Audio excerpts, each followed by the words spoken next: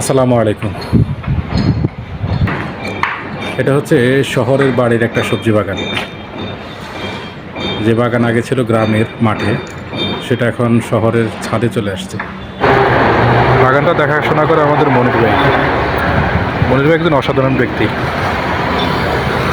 উনি আমরা প্রথম যখন বাগানটা করার জন্য উনি আমাদেরকে প্ল্যান বললো যে উনি এই বাসার ছাদে বাগান করবে। বাগানের করার জন্য উনি দুই পাশেই কিছু বাড়তি কিছু কাজ করাবেন।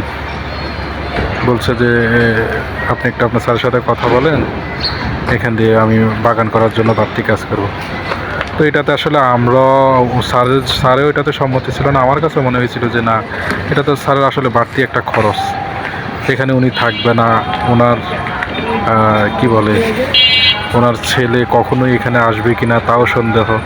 উনি হয়তো বা বাড়ি করে দিয়ে গেছেন। কিন্তু আজকে এই বাগানটা হয়ে যাওয়ার পর আসলেই ভালো লাগতেছে যে ওনার বাসার ছাদেই বাগান, তাও এত শহরের মাঝে এত তরতাজা। মনির ভাইয়ের মতো এরকম কিছু ভালো লোক আমাদের গ্রামেও দরকার, যারা হচ্ছে গ্রামের সবজি বাগানগুলোকে আবার প্রাণবন্ত করে তুলবে। সবজি বাগান আবার সবজি চাষ হবে। ধন্যবাদ সবাইকে।